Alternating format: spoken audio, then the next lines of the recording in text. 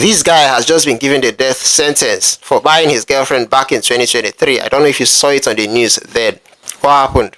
A foul odor was emanating from this guy's room, and the neighbor rushed to the police. They have been perceiving the odor for days. They couldn't bear it anymore. So a woman rushed to the police to complain about the odor. His door was forced open, and when they searched his apartment, they found dismembered body of a young girl. When they found the body, the police left.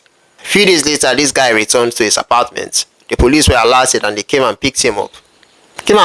Arrested him for buying his girlfriend.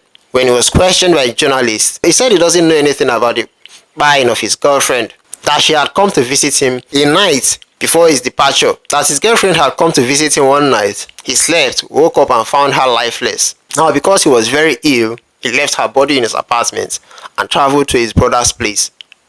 3 days later, he came back to dispose of her body. That is what he told journalists when he was interviewed back then in 2023. Can imagine the ridiculous story. When they asked him, okay, you said you found her dead in the morning. Why didn't you report to the police? What about her dismembered body? How did her body get dismembered and placed in a sack? He said he knows nothing about that. That all he knows is that the girlfriend died.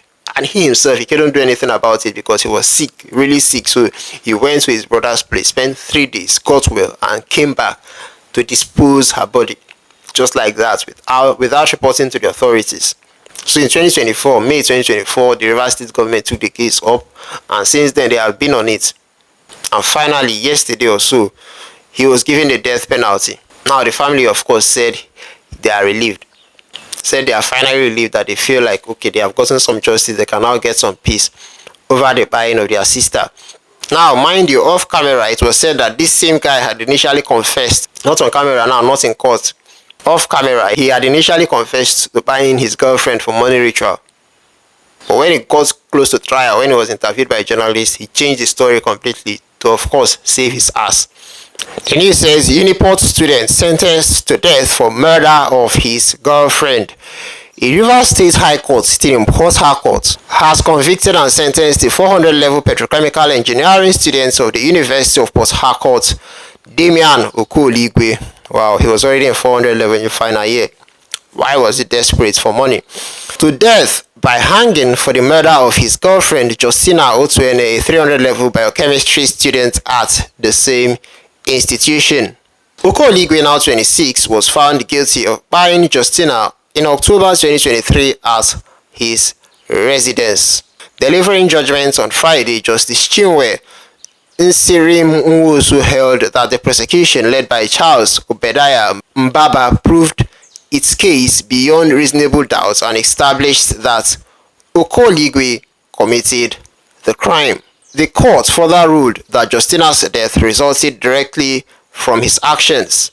Okoligwe was arrested in 2023 after neighbors raised alarm over his attempts to dispose of Justina's body, which he allegedly bought for money ritual purposes. A neighbor had earlier reported a foul odor emanating from his room to Uzuoba Police Division. Responding officers forced the door open and discovered a Ghana Must Go bag containing Justina Otuene's dismembered body. The murder trial commenced in May 2024, 2 months after the Rivers State government took over the case. It had initially been before a magistrate court in Port Harcourt, but in November 2023, Chief Magistrate Nenda Obiageri Unubum ordered that the case file be transferred to the Department of Public Prosecution (DPP) in Rivers State for legal advice. During an interview with journalists in 2023 at the Rivers State Police Command Headquarters in Port Harcourt, Okoligwe denied the allegations. He claimed that he had been ill when Justina visited and said he found her lifeless when he woke up. Okoligwe further alleged that he went to his brother's house for treatment and returned 3 days later to dispose her body. He also denied removing any organs, insisting her remains were intact. To magically a body appeared in your room, dismembered. You know nothing about it. Your girlfriend, who you were very ill, you just traveled, came back to just dispose it like trash, like nothing happened. Okay, makes sense. Speaking after the judgment, prosecuting counsel Obadiah Charles and Baba praised the court for ensuring justice, saying justice has not only been done, but seen and felt to be done in respect to the gruesome murder of Justina. Justina was the only daughter of her parents, but was gruesomely died by Damian Okoligwe in circumstances suggestive of ritual intention. Today, the court has pronounced him guilty of the murder of Justina Otuene. We only hope and believe that with this judgment, the souls of Justina can now have a peaceful repose. He said, I also believe that this judgment will serve as a deterrent to youths who believe that shortcuts in life is the only means to get rich as quickly as possible. This judgment will be a pointer and lesson to the youths to work hard and abide by the laws of the land. Osat Awaji Otuene, elder brother of the late Justina, said the judgment was well deserved and brings some comfort to the family. I feel good and calm about the whole situation. It was a very detailed judgment, well structured. I really want to commend the judge, Justice Nsirim. Everything was well coordinated in court today, so I am really glad that we had the correct and right judgments in the case. He added that it's a relief and it's certain that my sister didn't just buy for nothing. So a judgment has been given and the judgment was deserved. Of course, it is a relief to the family. Meanwhile, the defense lawyer declined to comment. So, good one if you ask me, justice in the end. Finally, you hardly hear of cases being pursued like this to the very end, especially by the government. Because in this case, it was the government versus Okoligwe, versus Damian Okoligwe. It was a 400 level. I don't know why he was in so much of a hurry, why he couldn't wait. Because the story he gave was just so ridiculous. It doesn't even make any sense. He cannot help his defense. Obviously, why his defense lawyer could not see anything. He knows that he did a poor job. He did a terrible job because that story the boy came up with, come on.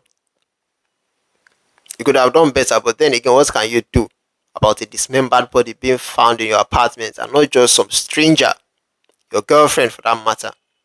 It is done and dusted. The conclusion, the judgment has been made even before the court sessions.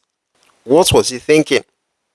Obviously, there are two reasons that may have led to the buying of the girl. Either they had a terrible argument, he has anger issues, and then married her, or he did it for money rituals, like it was rumored back then, allegedly said back then. So kudos to the judge and kudos to the lawyers that pursued this case to the very end. Kudos that the matter was not left for God to handle. It is not everything that will leave to God. And justice was served at the very end. That's the main thing here.